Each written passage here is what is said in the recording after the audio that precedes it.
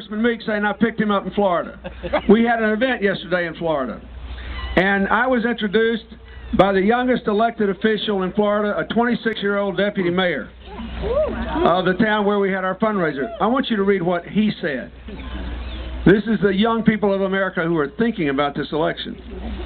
When all the rhetoric, all the punditry, the lights, the cameras, the 24-hour news coverage, and the blogs fade away, when all the dust settles and on January 20th, 2009, the new president walks into the Oval Office, on the desk will be a folder. In that folder are two wars, one in Iraq, one in Afghanistan. The problem of terrorism, compounded by the situations in Pakistan and Iran. An economy clearly in trouble with huge debts and deficits to pass on to the next generation. The American dream being ripped away by banks foreclosing on homes across the country. Almost 50 million Americans without health insurance.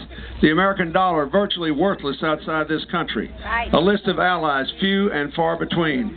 The folder goes on and on and on. This is not to depress you, but to impress upon you the challenges we face. It's time for solutions to those challenges. There is one candidate who's in the solutions business, Senator Hillary Clinton.